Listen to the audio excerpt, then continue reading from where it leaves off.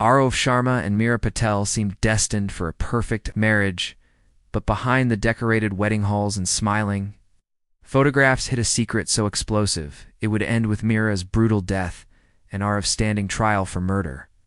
In the heart of a small town in northern India, the union of Aarav Sharma and Meera Patel was celebrated as though it were the highlight of the season.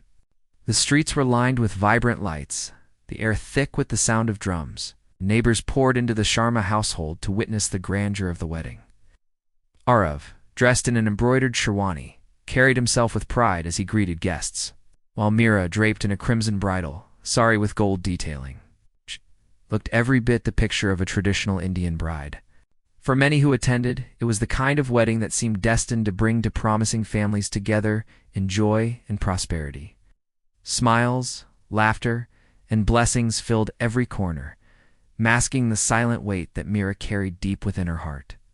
Meera's life before marriage had been filled with its own stories, one she had quietly buried. She had once shared a long and tender relationship with someone else, a love that had shaped her early adult years but had eventually ended. When her family arranged her marriage to Aarav, she accepted the decision without hesitation, convinced that moving forward was the best path. She embraced her new role as a bride with grace, determined to leave behind her past and build something steady with Aarav. Yet fate had written a different plan for her, one that followed her into her new life. Shortly after her wedding, she noticed the changes in her body, subtle at first, then undeniable. The morning sickness, fatigue, and the quiet but persistent signs told her the truth: she was pregnant. The realization shook her to her core. She counted the weeks and knew instantly the child could not be Aarav's. Panic overwhelmed her, but she chose silence. She convinced herself that time would blur the dates, that love and routine could cover what she carried within. Each day she smiled, fulfilling the duties of a new bride, serving tea to guests, learning the rhythm of her husband's household, sharing gentle moments with Aarav, who was still learning to know her. Outwardly, her life was the image of perfection, the life any young woman in her town would dream of. Inside, however, fear lived with her, growing stronger with each passing day. She avoided suspicion with careful steps. When family members asked why she appeared tired, she spoke of adjusting to new routines. When her mother-in-law noticed her frequent visits to her room, she excused it as exhaustion from wedding festivities. Meera was careful, but she knew her secret could only be hidden for so long. Every moment felt like a gamble, each smile a mask stretched over worry. She carried the child with both love and dread, aware that the truth, once revealed, could unravel everything her family had worked to create. The world around her celebrated her new role, but in the privacy of her heart, she braced for the storm she feared was coming. Her secret was safe for now, but the shadows of it crept closer each day, waiting for the moment when silence could no longer protect her. The early weeks of marriage passed quietly, but change began to take root in small and subtle ways. Aarav noticed his bride seemed unusually fragile, her mornings spent in discomfort, her appetite shifting from day to day. At first, he attributed it to the natural adjustments of married life, the stress of moving into a new household, and the weight of responsibilities pressing on her. His mother, however, observed more carefully. She had raised children herself and recognized the telltale signs.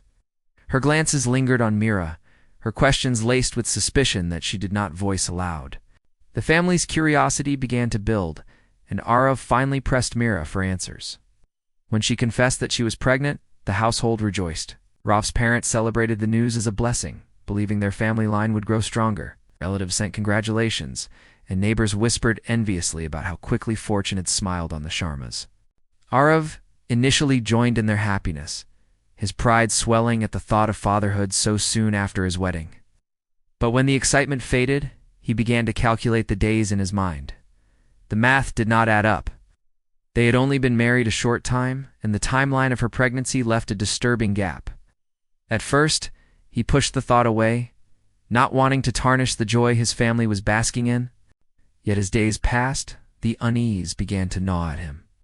The turning point came when Aarav shared his concern with a trusted friend. In hushed tones, he revealed the inconsistencies he had noticed. His friend's response was not gentle reassurance, but a seed of doubt planted firmly in his mind. He asked Aarav if he was absolutely certain the child was his, reminding him of how little time had passed since the wedding. Those words echoed endlessly in Aarav's mind, deepening his suspicion until it became unbearable. From that day forward, every glance at Meera carried the weight of silent interrogation. Every small action of hers seemed to confirm his growing belief that something was terribly wrong. Unable to carry the torment any longer, Aarav confronted Meera directly. His questions were sharp, his tone demanding, and his eyes filled with an anger she had never seen before.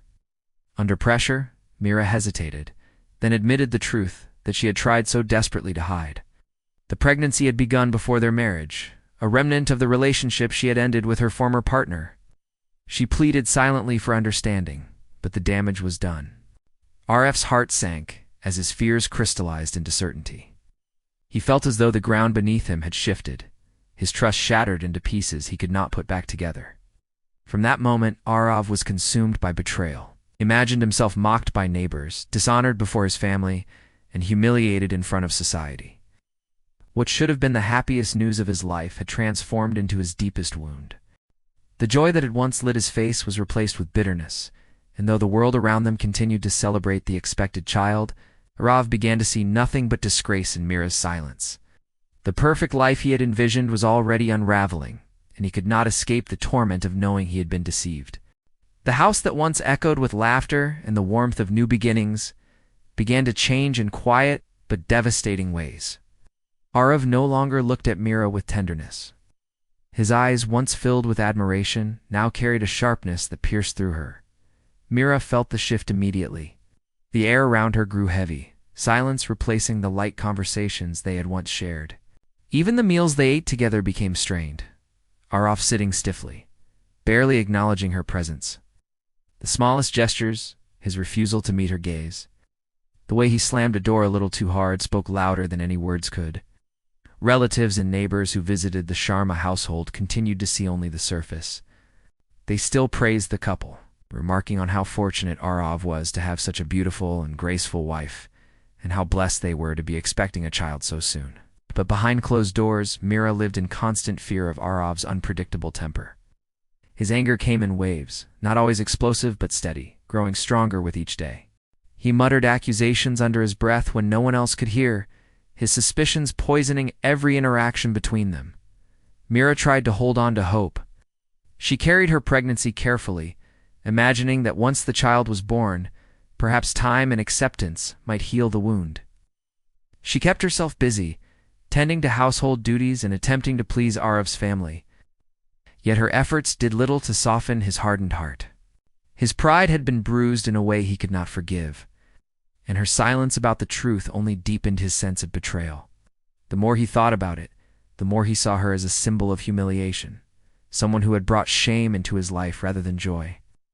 Aarav's nights were restless, his mind replaying the moment she had admitted the truth. In his imagination, he saw neighbors whispering, colleagues laughing, his parents bearing the burden of disgrace. The fear of social judgment consumed him more than the reality of the situation. What mattered most to him was not love or the promise of family, but the idea that his reputation had been stained. It was this thought that drove him deeper into resentment, turning his home into a cage for Meera. As weeks passed, the tension became impossible to ignore. Aarav's family noticed his withdrawn behavior, though they did not understand its cause. They assumed he was burdened by work or financial pressures, unaware of the storm brewing inside him. Meera, too afraid to share the truth, bore the weight alone. Each day she woke up wondering if this would be the day his anger turned physical, if his glare would transform into something far more dangerous. What frightened her most was the unpredictability. At times Aarav acted as though nothing were wrong, only to shift suddenly into icy silence or bursts of rage. The uncertainty left her anxious, her heart racing at the sound of his footsteps. She had entered her marriage believing she was leaving her past behind. But now it seemed that past was haunting her in the cruelest way possible. The love she had hoped to build was gone, replaced with fear and a gnawing sense that the life she carried inside her was tied to the unraveling of her own safety. The storm she had feared from the very beginning was drawing nearer, and though she sensed its approach, she could do nothing to stop it. The night the storm finally broke was marked by a heavy sky and a silence that pressed down on the Sharma household. Rain tapped against the windows, and distant thunder rumbled, but inside the house, the real storm was about to unfold. Aarav had spent the day pacing, his anger simmering just beneath the surface. His thoughts were consumed by images of humiliation, neighbors gossiping, relatives mocking, his name reduced to a subject of ridicule. Every beat of his heart seemed to carry the weight of betrayal.